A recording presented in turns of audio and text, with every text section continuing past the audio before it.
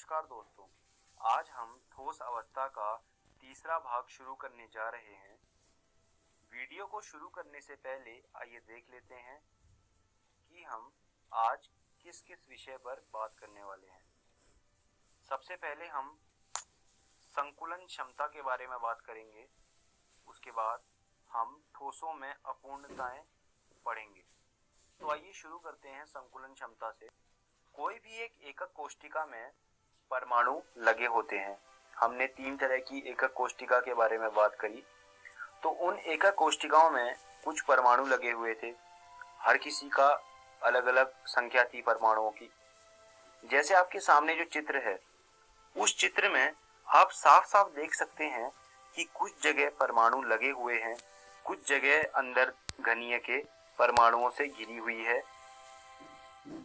और कुछ जगह जो है खाली है। तो संकुलन क्षमता परमाणुओं के कब्जे वाले कुल स्थान का प्रतिशत होता है। जैसे आप सामने देख सकते हैं, एक एकक कोशिका है। उस एकक कोशिका में कुछ परमाणु लगे हुए हैं।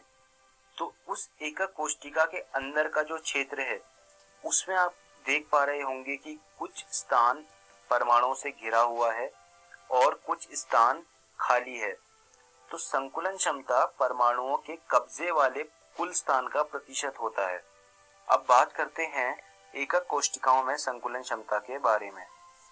जो सरल एकक कोशिका होती है, उसकी संकुलन क्षमता 52.36% होती है।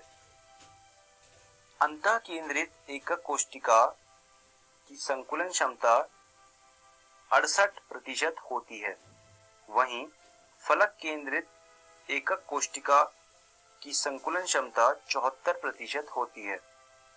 ये सारी संकुलन क्षमताएं मैं आपको ये सुझाव दूंगा कि आप याद कर लें। ये हो सकता है कि आपके जो इम्तिहान होंगे उसमें पूछी जाए। अब बात करते हैं ठोसों में अपूर्णताएं। देखिए, इस संसार में कोई भी चीज पूर्ण नहीं है, कोई भी चीज पूरी तरह से सही नहीं है। हर चीज में कोई ना कोई कमियां हैं, कोई ना कोई खामियां हैं। ऐसे ही ठोसों में भी कुछ कमियां होती हैं जिन्हें हम अपूर्णताएं कहते हैं। तो जो ठोसों में अपूर्णताएं होती हैं वो 2 तरह की होती हैं। पहला जो प्रकार है वो है बिंदु दोष और दूसरा जो प्रकार है वो है रेखीय दोष। बिंदु दोष हमेशा बिंदुओं में मौजूद होता है। वो किसी भी एक बिंदु में मौजूद हो सकता है, जहां की रेखीय दोष हमेशा एक पूरी रेखा में मौजूद होता है। तो ये 2 तरह के दोष हैं। हम बात करते हैं बिंदु दोष के प्रकारों के बारे में। तो बिंदु दोष के कुछ प्रकार होते हैं जो मैं आपको बताना चाहता हूँ। सबसे पहले होते हैं स्टोचियोमेट्रिक दोष, दूसरा होता है अशुद्धता दोष, फिर उसके बाद आता है नॉन स्टोचियोमेट्रिक दोष। अब बात करते हैं स्टोचियोमेट्रिक दोष की। स्टोचियोमेट्रिक दोष कई प्रकार के होते हैं। जो पहला प्रकार है वो है रिक्तिका दोष, दूसरा प्रकार जो है वो होता है अंतराकाशी दोष, तीसरा फ्रेंकल दोष और चौथा शॉटकी दोष। शुरू करते हैं रिक्तिका और अंतरकाशी दोष से। अभी जो आपके सामने चित्र आया है, इसमें आप देख सकते हैं कि जो भी हमारा ये एक ढांचा है किसी एक ठोस का, इसमें से एक परमाणु गायब है। इसे कहते हैं हम रिक्तिका दोष। जैसा कि आपको नाम ही बता रहा है कि रिक्तिका दोष में कुछ रिक्ति छूट जाती है, कुछ रिक्ति रह जाती है, तो इसीलिए उसका नाम रिक्तिका दोष कहा जाता है। उसके बाद अंतराकाशी दोष। अंतराकाशी दोष में होता क्या है कि बाहर से कोई परमाणु आके या अंदर का ही एक परमाणु किसी 2 परमाणुओं के बीच जो छोटी सी रिक्ति रह जाती है उसके बीच में घुस जाता है। उसे कहते हैं अंतराकाशी दोष। तो ये रिक्तिका और अंतराकाशी दोष है। अब बात करते हैं फ्रेंकल दोष की। फ्रेंकल दोष जो है वो आयनिक ठोसों में मौजूद होता है। फ्रेंकल दोष में होता क्या है, एक ठोस के अंदर का ही एक परमाणु अपनी जगह छोड़ देता है और वो 2 परमाणुओं के बीच में जो छोटी सी एक रिक्ति छूट जाती है उसके बीच में जाके घुस जाता है। तो यहाँ पर आप देख सकते हैं कि फ्रेंकल दोष में रिक्तिका दोष और अंतराकाशी दोष दोनों ही दिख रहे हैं। इससे एक और बात देखी जा सकती है कि यह दोष ठोस के घनत्व को नहीं बदलता, क्योंकि अंदर से ही एक परमाणु एक जगह से दूसरी जगह जा रहा है। बाहर से ना कोई परमाणु आ रहा है, ना अंदर से कोई परमाणु बाहर जा रहा है, तो यह ठोस के घनत्व को नहीं बदलता। यह दोष उन ठोस पदार्थों द्वारा दिखाया जाता है जिनमें आयनों के आकार के बीच बड़ा अंतर होता है। यह एक बहुत ही ज्यादा महत्वपूर्ण पॉइंट है। अब बात करते हैं शॉटकी दोष की।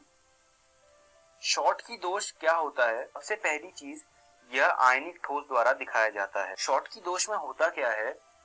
समान संख्या में धनायन और ऋणायन गायब हो जाते हैं, तो उससे क्या होता है कि रिक्ति पैदा होती है और दोष उत्पन्न होता है। इस दोष में एक ठोस का घनत्व घटता है। आप देख सकते हैं जैसे कि धनायन और ऋणायन गायब हो रहे हैं, तो उससे क्या होता है, जो हमारा ठोस होता है उसका घनत्व कम हो जाता है। तो यह शॉटकी दोष है। अब बात करते हैं अशुद्धता दोष के बारे में।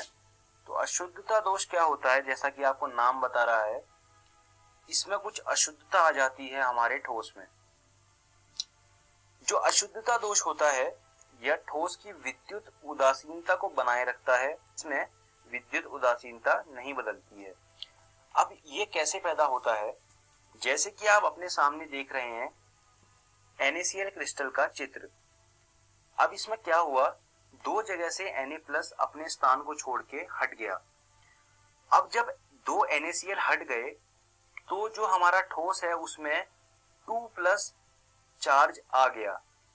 अब 2+ आने के कारण क्या हुआ, जो Sr2+ है उसने एक स्थान में कब्जा कर लिया। अब Sr2+ जैसे ही हमारे ठोस में घुसा तो उससे क्या हुआ, जो हमारा ठोस है उसमें जो चार्ज था वो चार्ज हट गया। तो इस कारण जो है अशुद्धता दोष पैदा होता है, क्योंकि यहाँ पर आप देख सकते हैं कि एक जो है हमारा Na+ वो गायब है। यहाँ पर अशुद्धता दोष के कारण जो ठोस है उसका घनत्व कम हुआ। क्यों कम हुआ? क्योंकि जो हमारा Na+ है वो अब हमारे ठोस में मौजूद नहीं है। तो यह था अशुद्धता दोष। अब हम इस वीडियो के अंत में आ गए हैं। आइए देखते हैं हमने इस वीडियो में क्या सीखा। सबसे पहले हमने संकुलन क्षमता के बारे में पढ़ा, उसके बाद हमने ठोसों में अपूर्णताएं पढ़ी। मैं आप लोगों को ये सुझाव देना चाहता हूँ कि आप रसायन विज्ञान की NCERT भाग 1 से ये सब चीजें दोबारा से पढ़ लीजिए और अगली कक्षा में दोबारा से चीजें पढ़ के आइएगा, तभी आपको जो है चीजें और अच्छे से समझ में आएंगी।